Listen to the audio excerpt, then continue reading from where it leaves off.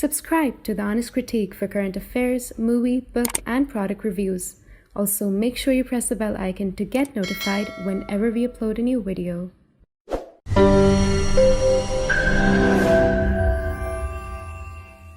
The views, information, or opinions expressed during the video series are solely those of the individuals and do not necessarily represent those of The Honest Critique and its employees. The following video contains strong language which may be offensive to some viewers. Viewer discretion advised. This is my city. This is where I live in Israel for a long time, and I think it's great. And you should hopefully soon come back to the beautiful beaches and to enjoy the Israeli culinary and enjoy culture and innovation. So hopefully soon. Hello and welcome. This is Ratnadeep Chakraborty and you're watching Talking National Security only on The Honest Critique. Joining me on the show is Israeli Deputy Consul General of Mumbai Consulate, Dahlia Neumann. Prior to being a diplomat, she was a journalist, TV presenter and radio anchor, among other things. Thank you, ma'am, for taking your time and being on the show. It's a pleasure to be here. Thank you. Let's first start with the Foreign Minister S. Jaishankar's visit. He unveiled a Bhutan Groove plaque at the Jerusalem Forest.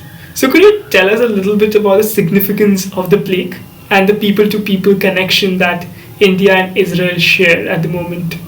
Yes, absolutely. I think this gesture that he made was so beautiful, and it really shows exactly what you said, the people-to-people connection, because that plaque unveiled a lesser-known chapter of the Indo-Israeli relations.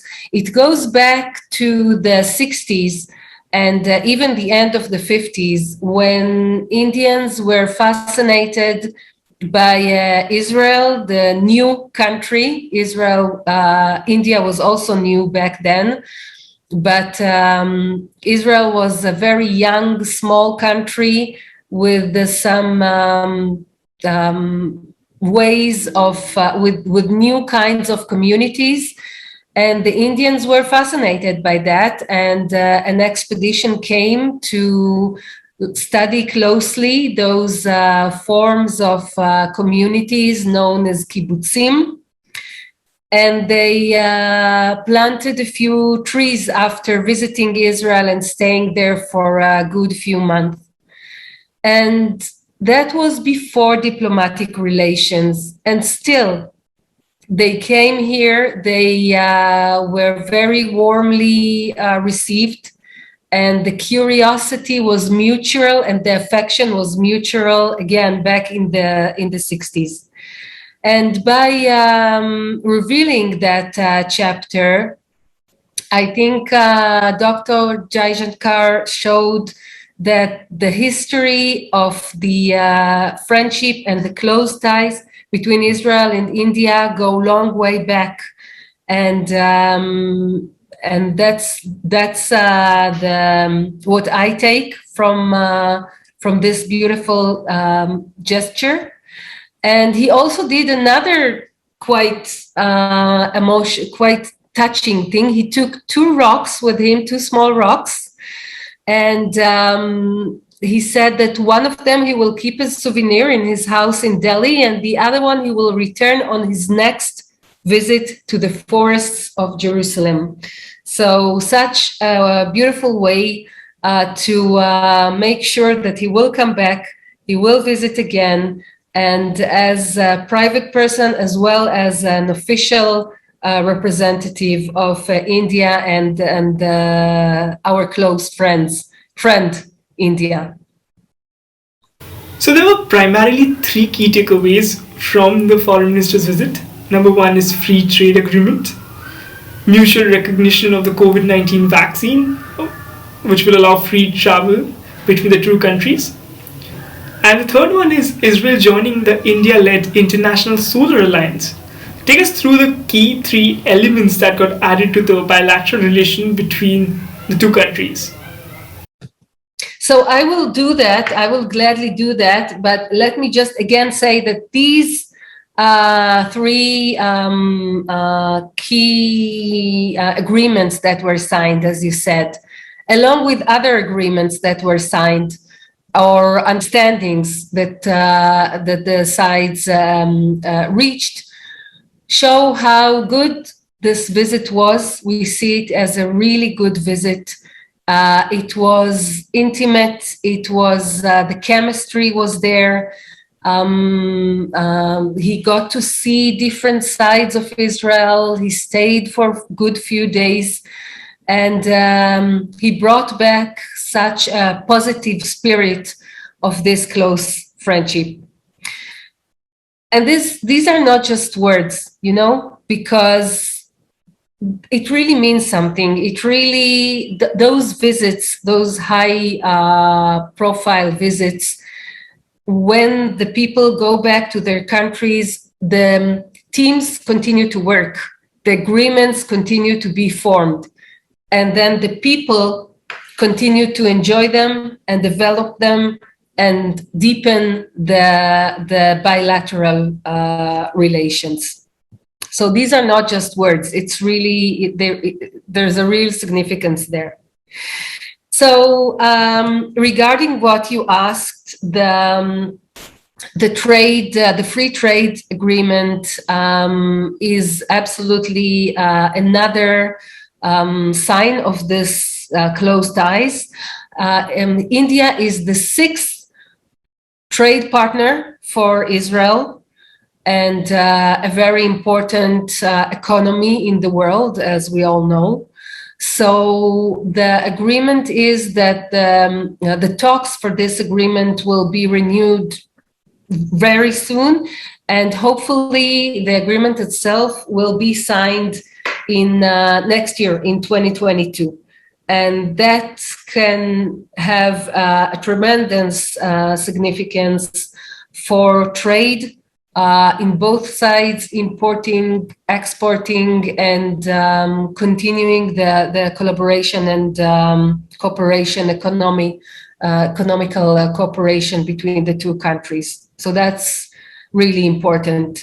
The other thing is the ISA. That's a fantastic initiative by India, and Israel, as a very sunny, warm country, has a lot of experience to give, and we will do so gladly to give our know-how and expertise in this issue. And you know, this is important to fight global warming and to cope with climate change, and it's really crucial for our future. So we're so happy to be a part of that. And the last thing, of course, as you mentioned, is the recognition in the vaccination certificates. And that's so important for traveling, because as long as COVID has taught us to do everything remotely, it really is not the same. Far from it. There is nothing like face-to-face meetings and tourism in the place and meeting your professor, if those are students, and your expert if you're learning something. So traveling is very important. And let me tell you that Israelis really so look forward to come back. I'm a member in a few Facebook groups of Israelis who are interested in India. And all they talk about is, when can we come visit India? When can we go back to all the places we love and to all these beautiful sites? So hopefully soon this will be an option, because so many people want to come already, and I know it's for both sides. Now, the major question that arises from the discussion is the Abrahamic Accords. What does Israel have to say about India's engagement and option post signing the Abrahamic Accord? And does India have more option, considering that it does not have to play a balancing act between the Arab Gulf and Israel at the moment? Absolutely, India have more options now. That's for sure, because India has a strong friendship with Israel for a long time, few decades, as we're going to celebrate soon 30 years of diplomatic relations. And on the other hand, India has a long, deep friendship with the Arab countries in the Persian Gulf. So the benefit of these trilateral relations is all absolutely there for India, as well as for the other two sides of this trilateral relations. It's a way to win. It's a win-win situation for all sides to enhance commerce, trade, culture, fighting desertification, water technologies, space even. The options are vast. And we have been starting to explore these options, and the potential is huge. So this for India as well as for Israel is just an ocean of opportunities. There is also talk of a Middle Eastern Quad, especially with UAE, US, Israel and India coming together. How is Israel looking at this semi-virtual, semi-physical foreign ministers meeting? And do you see the emerging geopolitical developments in the Middle East are opening doors for further engagements between India and other regional countries? Also, what are the key takeaways from the meeting? Well, I mean, it was semi-physical and semi-virtual. That is true. But the ally is authentic, and it's not virtual. It's really there. And again, as I said before, it's an ocean of opportunities, because from the Indian perspective, if I may present it, when India looked to the West, it was mostly an area of challenges, security issues, instability. And this new, the Abraham Accord made this area an area of possibilities and an area of potential for collaboration, a real collaboration in many areas, as I mentioned, from space to trade to education to culture to water technology and other kinds of technology, security, cyber. The opportunities are really vast, and with the US in that positive allied is a very strong engine as well. So this is the beginning of, as I said, a positive force in this area. And it's, as I said, it's just the beginning, because it was agreed upon that 4 ministers will meet again soon, possibly in the Expo Dubai. And there will be working groups in each country, which will think and come up with ideas and initiatives how to develop this mini-lateral arena. And it can work for the best, as you have your good experience with the first Quad. So I really believe that this can be a very positive development. So looking at the recent developments, do you see there is going to be an amalgamation of investments bringing together the economically affluent Gulf countries, Israeli developed technologies and the manufacturing skills of India, resulting in joint collaboration on key areas? Absolutely. I'm sure there will be investments, and some things have already started. And whenever this started, I know from our point of view as diplomats that we met, of course, our colleagues from the other Abraham Accords countries. It was pretty exciting for us. And I know that there are talks and initiatives. So for sure, this will bring more investments and some prosperity. I'm sure of it. Let's now talk a little bit about India-Israel partnership in the sector of defense and innovation areas like agriculture, water. There's also cultural similarities between the two countries. In fact, defense is an area that had emerged even before diplomatic relations were established. Can you take us through Israel's bilateral relation with India in these sectors? Yes, it's true. You are right. Absolutely. There are close ties on the security sector. And we just saw an example just recently with the a blue flag arrow in Israel, and India participated in that. So there are close ties and collaboration, and in a way that was the beginning of the relations, and it goes on successfully until today.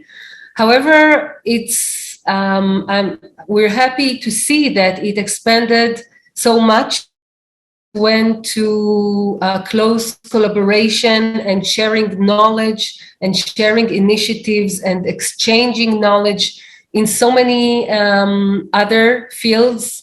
We have, if we look at our diplomatic staff of us Israeli diplomats in India today, you will see that it has so many experts. We have a diplomat who is dedicated solely to the topic of water and water technology. He's learning and looking for ways of cooperation in know-how in this aspect of water technology in the entire country. So that is something we take pride of. We have tourism attachés, we have commercial attachés, we have agriculture attaché. So there are so many fields of collaboration: agriculture and culture and water, of course, and education, academia. It's really a world of collaboration between two close friends, which are India and Israel. Foreign Minister S. Jaishankar mentioned, and I quote, "I think we have as countries, as politics, as societies reached a high level of comfort. So in a sense, it is a proof of the success of everybody who has contributed to the change. That the relationship has gone beyond personalities in a way. Is the relationship between the two countries at the moment pragmatic and transformational than ideological?" I definitely agree with Dr. Ramjakar on the note that the relations today are deep, strong, and close in a way that they go beyond the personal chemistry between leaders. That is very important. And I think that is still there. You know, if you saw, I'm sure you saw the joke between our Prime Minister Naftali Bennett and your Prime Minister Modi about Mr. Modi request by Mr. Bennett to join his party because he's so popular in Israel.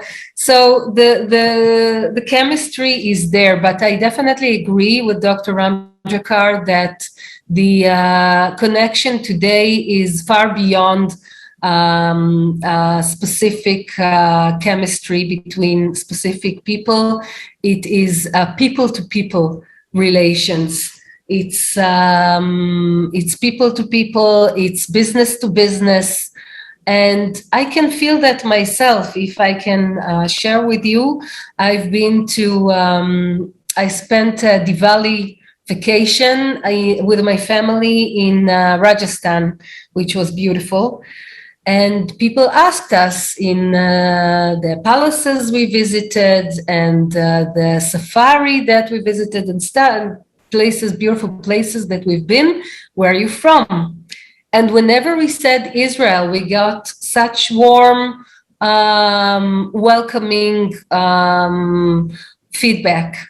So, and I know that Indians who visit Israel feel the same way.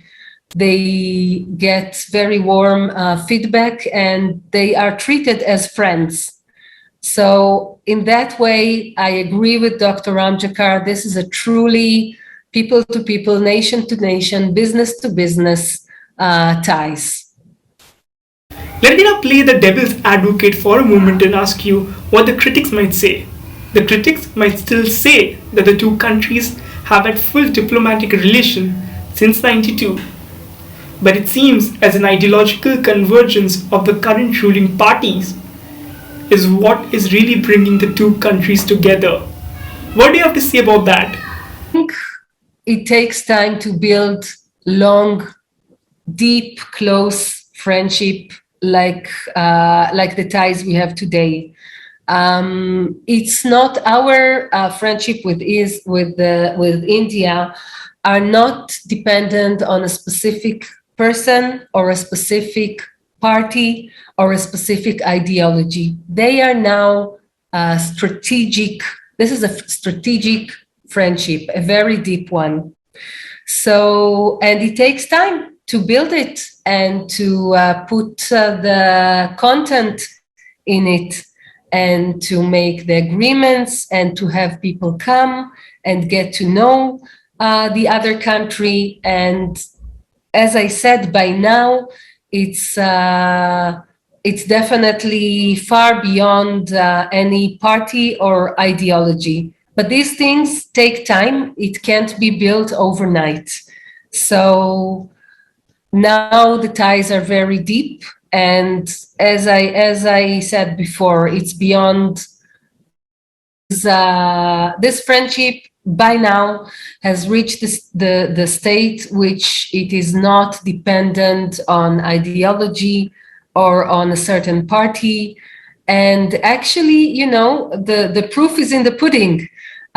We have a different government now, and the connection remains close, deep, and preparing for our 30th anniversary, I'm sure we will see more high-profile visits.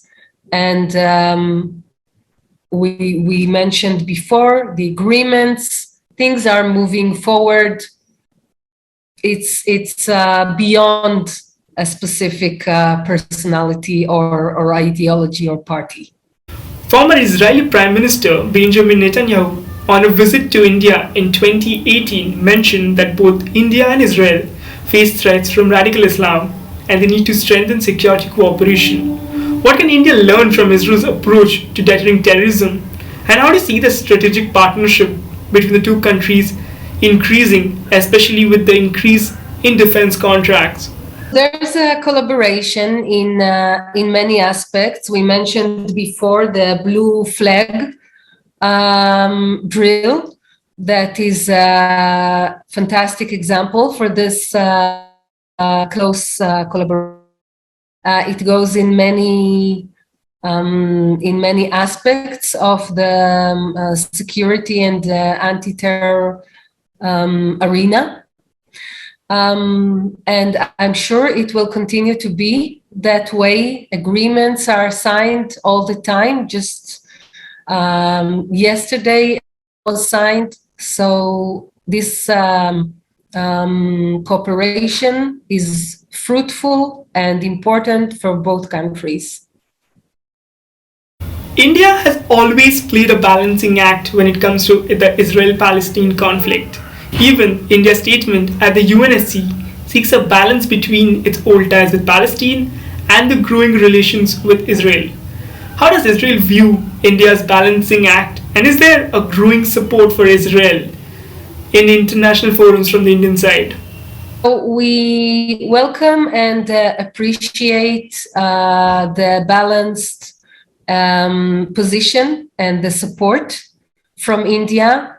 We understand that when you manage foreign policy, there are different aspects to weigh. So we welcome the support, as I said, in multilateral arenas as well.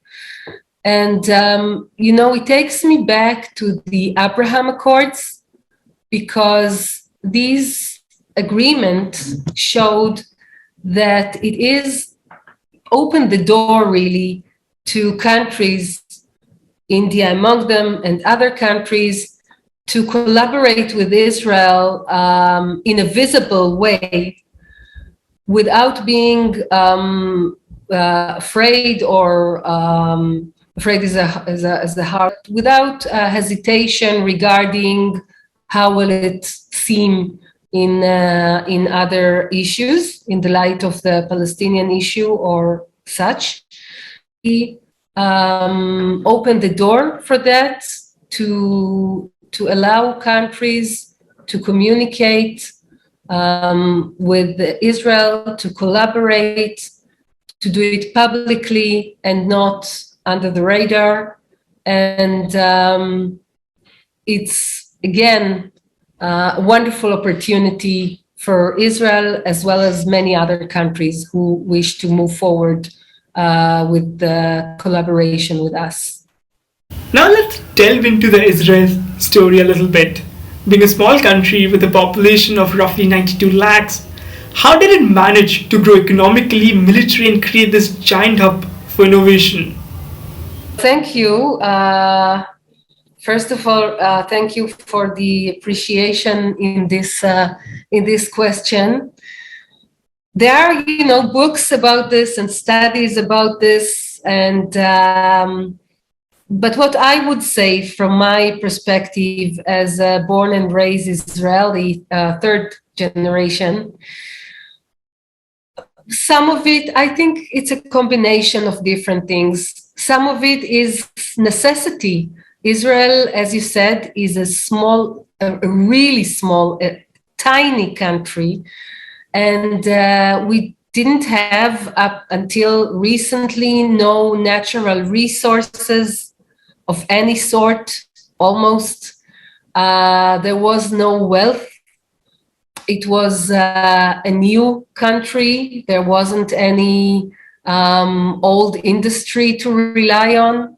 So we just have to come up with everything ourselves to survive. So I guess that brought into some of the achievements.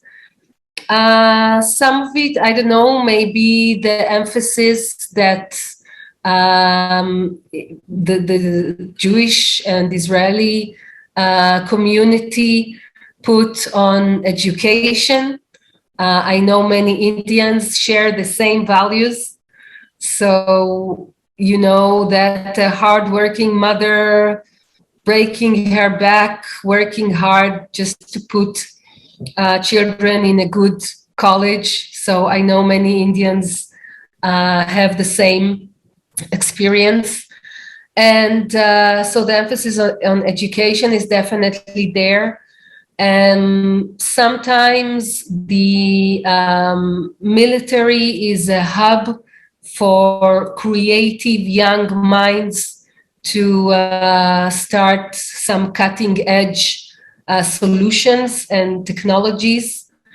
And some, I think, is the unique combination of the population in Israel. We came to our country from many, many other countries, each bringing their own. It's a very diverse countries, and each brought their own unique donation and added value to this society and community. And that's also very fruitful. So I would say a combination of these factors and many others. A couple of questions before we let you go. Can you take our viewers through a day in your life in the consulate office and the work that the diplomats posted in India are tasked with? And how's been your experience in India? It's been less than 3 months that you're here in India. This is your first overseas posting. How are you enjoying working in India? India was my first choice for this mission. I had a few options, and myself and my family, we asked to be sent here, and we were very happy that our request was fulfilled. For me, it's my first time in India, and I was very curious, and I still am. I'm here for less than 3 months, so I feel I've just seen the tip of the iceberg of this subcontinent. And well, my day is, I love podcasts. Do you? Do you listen to podcasts? Yeah.